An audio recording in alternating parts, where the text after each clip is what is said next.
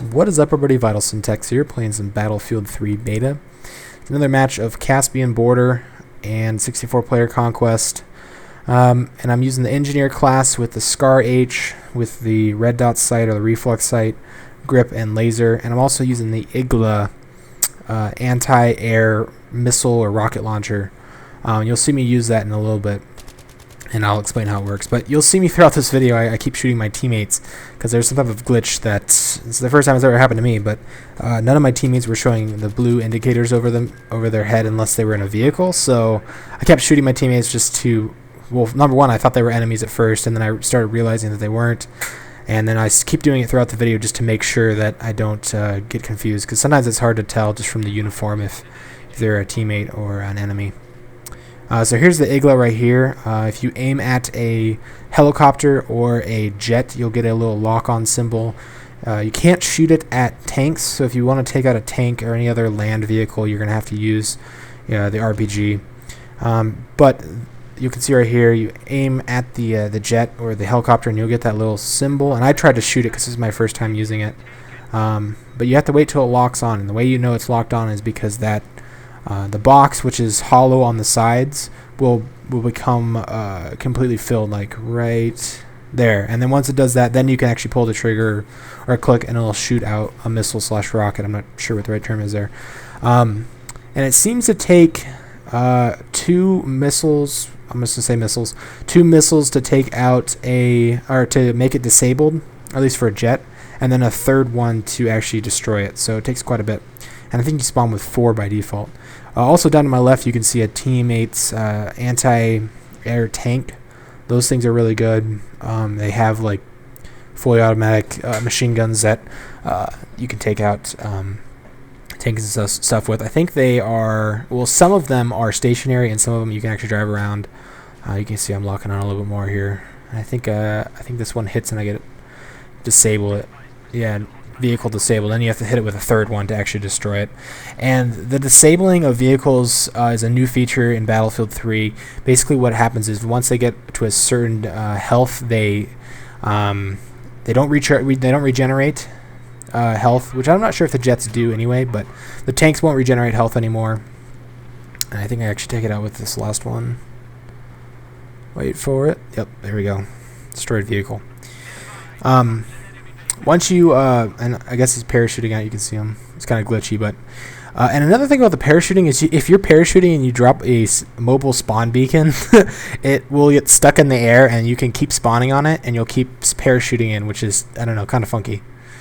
I forgot what I was going to say, but anyway, right now as I'm recording this, the servers are down because they're doing a patch. By the time you're watching the video, they're probably already up and everything, but I just wanted to read you guys the list of updates, just in case you guys were wondering. This is from the official Battlefield 3 UK forums posted by Jinto, I think. Oh no, it was posted by some other developer for DICE. But the first thing they're updating is they're disabling the terrain destruction. So if you've experienced an Operation Metro where you fall through the map or you see teammates or enemies that are under the map somehow, you can shoot out of it if you're under it, but enemies can't shoot you while you're under the map. So it's really messed up.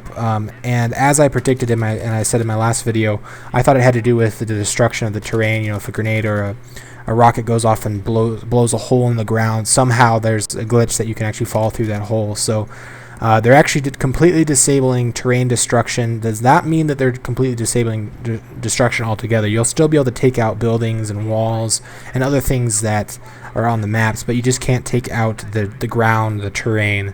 And they are saying that this is just a temporary fix. It's probably going to be this way for the rest of the beta, but they also said that they have a proper fix that's going to be enabled with the retail version of the game. So don't worry. There's not like they're completely removing terrain destruction. It'll be there, but just not until the full game. The next thing that they're fixing is, I guess there was another problem with matches switching from pre-game to in-game. And what I mean by that is before you can start a match, you have to have, I believe, 8 people, so 4 on each team.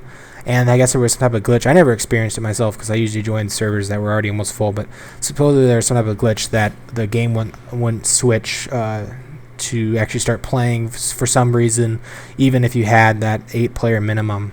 And so they're fixing that. Next thing they're fixing is they're fixing a bunch of errors that cause server crashes. I don't know. I don't know if there's server crashes on the PS3 and Xbox, but there are a lot of crashes on the PC. I would say 40% of the games that I'm in end up crashing, and for me, since I'm recording gameplay and trying to get a good recording, it's really frustrating because when the game crashes, my recorder crashes, which is Bandicam, which is one I've been using lately. And when my recorder crashes, the file that it was recording gets corrupted and screws the whole thing up, and I can't use it. And holy crap, that jet just crashed. So I'm glad they're fixing that. The next thing they're fixing is there was some type of end of round progress report you could view on Battlelog. I've never seen it, but I guess once you finish a game, you can go in and view your progress and your statistics for the previous match. And I guess there's some type of glitch where it wasn't showing all the details, and now they fixed that. And that's about it. The servers should be. They said it shouldn't take that long to actually implement the changes. They said downtime should be minimal, which is always awesome. And this is a server-side patch, so that means that you're not going to have to download any type of files to your Xbox, PS3, or PC. It's all being done on the server, and I'm kind of curious if that's going to be how they do all the updates. I mean, will we never have to really download an update again, or is it just going to be implemented on the server, or is that just for this one? I'm kind of curious to see what the case is. So next thing I want to talk about was the PDW-R, which is an all-kit submachine gun. I just unlocked it like the match after the one you're currently watching, and I'll do in my next video showing off that weapon, just in case you guys haven't seen it. You guys want to see what it looks like, but just unlocked that. I think it's level 34 when you get it, and it's got a really high fire rate, but it seems like it does pretty low damage. So unless you're at close range, it's really not all that useful. And once again, I'll show you guys that in my next video. Another problem that I've noticed with the Caspian border is, and this is also a problem that people claim was in Battlefield 2. I didn't play Battlefield 2, but I believe them. Is jet camping. So basically, every game I played on Caspian border, there's at least 2, sometimes even like 8 people just camping at your base or the enemy's base, waiting for the jets to respawn because they want to fly them. And I understand that. Everybody wants to fly the jets. I've done it before. I've camped just waiting for the jets. There is actually a way you can spawn into the jet. If you, at the very beginning of the match, you'll actually see a spawn point as one of the jets. Or if the jets respawn and there's nobody in it, you can spawn on it if you're dead and about to respawn. But I don't know if there's really a way they can fix this. If they could, that would be awesome. But also, I don't think it's going to be that big of an issue. Once people all have a chance to fly one. I mean, the beta just started a couple days ago, and people have only played Caspian board probably a couple times, so everybody kind of wants to get a chance to fly it. And I don't think that problem's gonna be there once the full game has come out and everybody's already had a chance. Maybe the first couple weeks when the game comes out, might be somewhat of an issue. But a couple other things that I learned from Reddit. The Battlefield 3 Reddit is supposedly the ultra settings are actually just a placeholder, and if you have ultra settings enabled, you're actually just playing on the high settings. And there's low, medium, high, and ultra. So I guess they just haven't implemented those really high-end graphics quite yet. So I'm interested to see exactly what the ultra settings are going to look like. I uploaded a video a little bit ago that was 1080p ultra settings, and I get about 45 frames with my GTX 570 on ultra. And I guess it's technically not ultra, it's high settings according to Reddit, and about 30 frames when recording. So that's not really playable in my opinion. I like to play at 60 frames. So I usually play on a mixture between high and medium settings, and I can get about 80 or 75 frames and 60 frames while recording. And speaking of frames per second, supposedly, although I haven't tried it yet, and I certainly will once the servers come back online, supposedly on the PC there's a way to show your in-game frames per second, which is awesome. I used to do that with COD 4 all the time with like FPS underscore, I don't remember. There was some type of code you could type into the console and it would show your frames per second. So if you're not using a program like Fraps or Bandicam or DxTory or whatever recording program that will show you your frames, there supposedly is a way to test it out or show your frames per second. I haven't done it yet, but the keystroke to do it is Control-Alt-S. Control-Alt-S. Once again, I'm not 100% sure that's going to work or not, and if it doesn't, then don't get too mad at me. Another little key stroke that's useful, I guess not a keystroke, just a set of buttons. I'm not sure how it's going to work on the Xbox/PS3, but on the PC, if you press M, you'll actually show your mini-map. It'll show it larger. Obviously, down in the bottom left, you have somewhat, really small mini-map, but if you press M, it'll get bigger, it'll magnify. And then on top of that, if you press N, and you can see right in the gameplay, I'm trying to lock onto a tank. Like I said earlier, you can't use the anti-air rockets, missiles on land vehicles. But back to the map, if you press N, it'll zoom in, and I guess if you press N again, it'll zoom out. Once again, I haven't tested these things because the servers are down. Of course, I'll test them out once the servers come back online, but those are interesting features. And that's about it. That's all I really want to talk about for this video, and for the sake of this being a beta and people wanting to see Caspian Border, because not everybody has a chance to play it, I'm just going to let you guys watch the rest of the footage.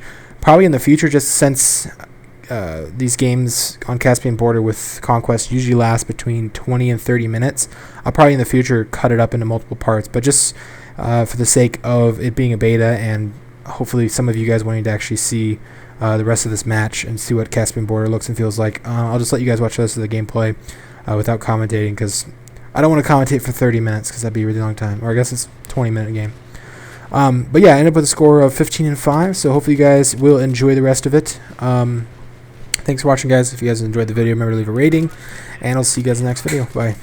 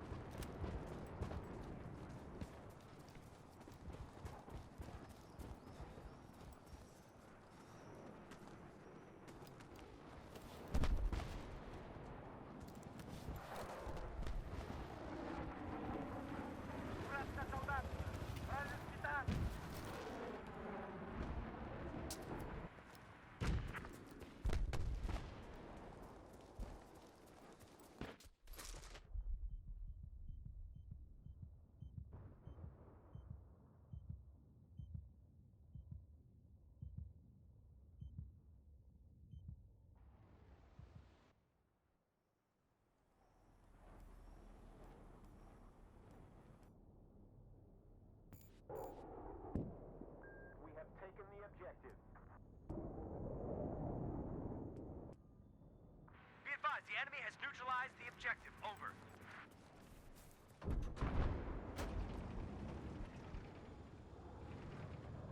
Be advised, we have spotted enemy AT soldier in your area. Over.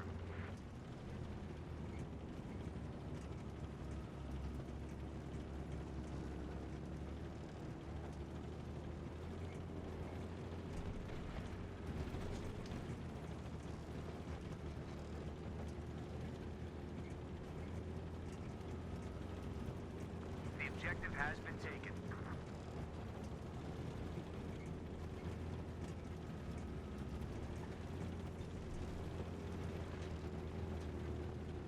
Be advised, objective neutralized. Over.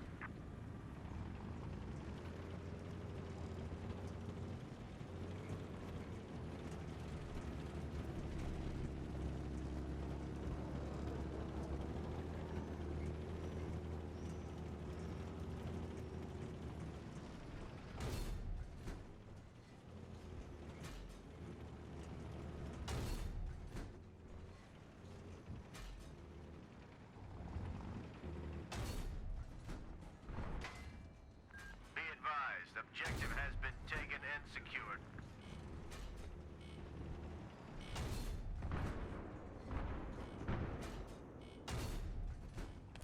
Be advised, we spotted a hostile AT soldier in your area. Over.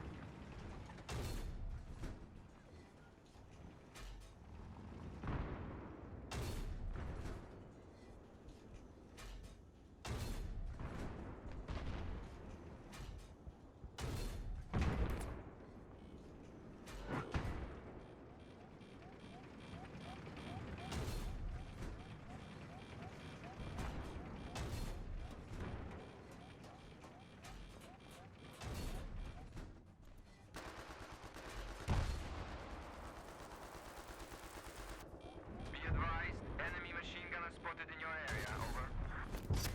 Be advised, the objective was neutralized. Over.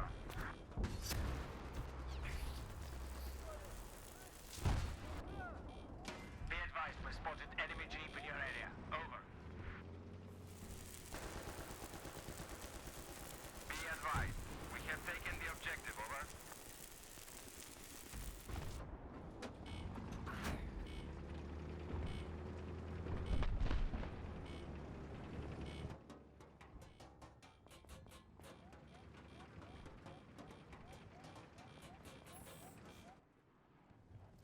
Be advised, we spotted a hostile helicopter. Over.